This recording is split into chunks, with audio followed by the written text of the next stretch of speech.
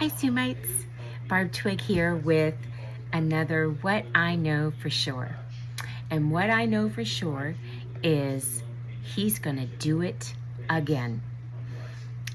Just real quick, I want to let you know that I have told this testimony before, and I'm just going to skim through it real quick. But I think it's important for me to speak about it again because he's a God who will do it again. Back in 2020, my husband and I were having a pretty tumultuous time during our marriage, and there were some things that we were not agreeing on, and it got down to the point where he was almost going to call it quits, and I refused, and it was just a big deal. Okay, so anyways, I just clearly heard the Lord say he's going to release you, and I'm like, all right, I'm just going to wait. It was really tough because I didn't know. I just was being submissive to my husband. I was believing God for the good. I mean, obviously my husband was not asking me by any means to do anything sinful. It's just that we didn't agree on an issue. So anyways, regardless, I held on. I clung to Jesus throughout that whole entire year and a half. And he was my best friend. I mean, Jesus and I became closer than ever. So anyways, as it turned out at the end of 21, towards the middle of 21, he released me and everything was cool and our marriage was getting back on track. And during that time, between 20 and 21, when I was really struggling, I had this dream that I was at the empty tomb. I mean, this is crazy. I had this dream and it started out where I was in the Oval Office and President Trump was behind the desk and I was sitting in front and there was Secret Service around me and they asked me a question and I answered. And the next thing you know, I was standing at the empty tomb. I mean, it literally was so real. Like, the people of the day were there. It was limestone, it was dirt, it was caves. I mean, it was crazy. And these two women were looking inside the hole, which I thought was the empty tomb. So then I just wake up and I'm like, whoa, that was crazy. Just nuts. So anyways, that was like 21. So then fast forward to 23. And Lynn and I were talking on the phone. I don't know, I think we were just catching up, and because listen, she too was a lifeline for me during that time when my marriage was on the brinks, and we had several very effective prayer sessions. So I don't know why we had talked, but anyway, she had noticed one of my postings on Facebook on my own personal page. I had maybe posted a sermon that my pastor did. And she said, you know, that she had looked at our website and she really liked our church and she liked our pastor. And she says, and I noticed y'all are going to Israel and I want to go. And I'm like, oh, I mean, Israel had never been on my radar. I never had like a love or a yearning for Israel. So anyway, she said that, and I'm like, well, I said, that's probably never going to happen because Rick is never going to let me go to Israel. We just don't do frivolous things. For one thing, he would never go because he can't stand anything that's organized like that. So, I mean, that's just how we are. So anyways, neither here nor there. After we got off the phone, I'm sitting there, you know, rethinking this conversation. And I'm like, wow, Lord, like, should I go to Israel? What does this mean? And I really heard in my spirit, I heard, ask Rick. And I'm like, really? Like, that's just, that's just so, in the whole many years we have been together, we have never gone on any kind of an organized vacation. We don't do cruises. We pick up a tent and go camping. So we're not frivolous people. We live well below our means. We're just not like that. So anyways, and there's nothing wrong with being like that. It's just, that's not how we are. Um, but anyhow, it just seemed like such an extravagance, for me. Um, so anyhow, I heard him plainly again ask Rick. And I'm like, okay, why not? Well, of course, Rick, I was sitting outside at the time, and of course he comes outside. I'm like, okay. So I said, hey, Rick, what would you think about me going to Israel with my church? And he went, well, I don't care. Go ahead. Still to this day, I am in shock. Like, this is a man that took 10 years to say he would marry me. He does not make snap decisions. I couldn't believe it. I'm like, I ran in the house after him. I'm like, wait a minute, did you say that I could go to Israel with church? And he goes, yeah, go ahead. I was just amazed. I just couldn't believe it. I mean, we were on the brinks of a separation. I mean, he did not like me. He was not my fan. I mean, listen, it was bad. And he was like, yeah, go ahead. I had his blessing to go to Israel. So after the initial shock, I remembered my dream. I'm like, Lord, you knew that I was going to go to Israel. You had me dream that dream of me standing with the empty tomb. I'm going to see it, like in person, for real. I was blown away. So as it turns out, Lynn didn't go, but my sister went. My sister has always, I mean, she loves the Old Testament. I have learned so much from her. And she always loved Jewish tradition. She would look up Hebrew all the time. I mean, listen, I learned so much from her. And I mean, I fell in love with Israel. Like, I was already in love with my Jewish Jesus. But this was like times 80, 100, if that's even a thing. So anyhow, as it turns out, my sister went with me. And let me tell you, it was amazing.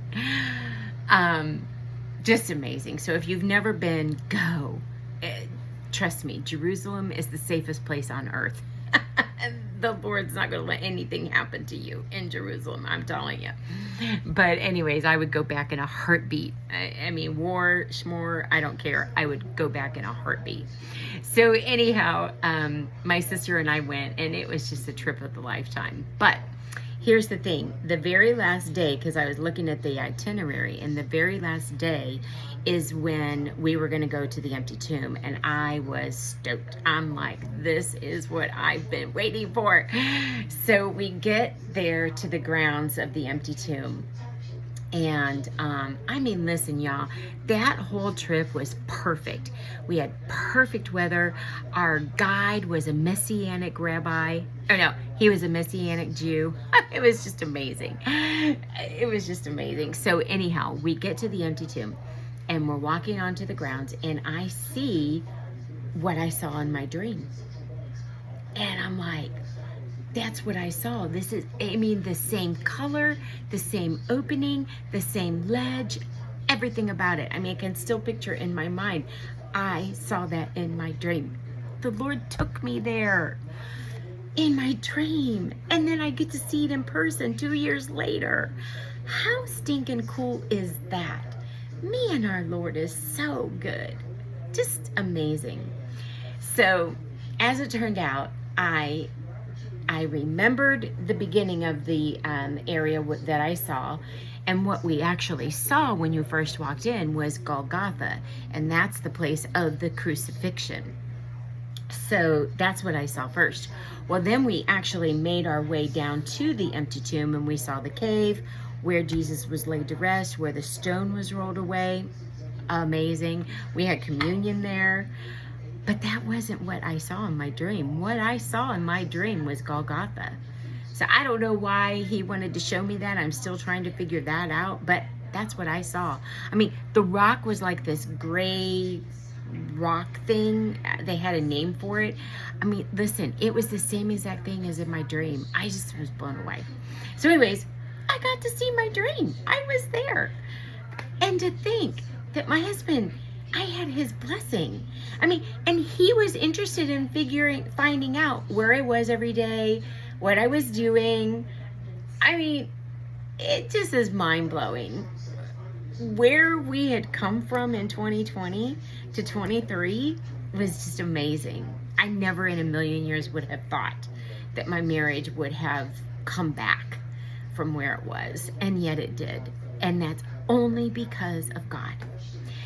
So here's the rest of the story that I want to share with you. I kept thinking about, I wanted to share this testimony again, but then I kept thinking about again. And the Lord reminded me of a sermon that I had heard. Well, it wasn't a sermon. It was just this pastor talking.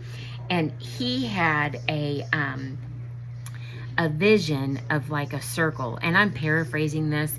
I can't remember if the circle was of people, if it was a circle around his atmosphere, around his sphere of influence, but nonetheless, it was a circle that he was talking about. Well, at the end of his talk, this time a Jewish messianic rabbi came to him and said, "Do you understand what testimony means in Hebrew?" And the pastor's like, "No." And he was real funny. He was like, even if I did know, I wasn't going to say it to him who knew everything. So the guy said no. And so the rabbi said that Hebrew believes differently about circles and about time. And he said that in Hebrew and in the Jewish tradition, we don't believe like you guys do from beginning to end and it's one straight line. It's like start, finish. He said, our thinking is a circle. It's always a circle. He's always doing it again. He'll always do it again. And he said, in Hebrew, it doesn't mean, testimony doesn't mean to just tell something that happened in the past. He says that it comes from the root word do again, repeat, or continuation of something. So, I'm thinking about Revelation 12:11. I think it's 11 or 12, where they overcame him. Well, I have it right here in my Bible. Imagine that. Here it is. It's 12 verse 11. They conquered him by the blood of the Lamb, which is Jesus, and by the word of their testimony, which is do it again. Don't you love that? Now that you know testimony means do it again, don't you love that? I love that. And then the rest of the verse says, for they did not love their lives in the face of death. So, I'm just here to tell you, our God is a God of do it again. I wanted to tell that testimony again for me as much as you, because we need to remember what the Lord has done, and he's going to do it again. It's a circle of do it again, Lord, because you've done it before, you're going to do it again. I love that, y'all. I just love that. And so I love that for you. I want you to be encouraged that the Lord's going to do it again. He did it for Abraham and Sarah. He parted the Red Sea. Look at how many times Paul was shipwrecked and stoned and beaten and imprisoned, and yet he did it again and again and again. He rescued them. He redeemed them. He fulfilled his promises. He's the everlasting one true God. And he's going to do it again for you. He will. He'll do it again for you. I know that for sure. So I just want to bless you today with do it again on your lips and in your heart. Lord, you've done it before. Lord, remember when you did. Do it again. Lord, remember when I saw you do this. Do it again. I mean, come on, let's call upon the name of the Lord. Let's do it again. I love you guys. I'll talk to you later. Bye.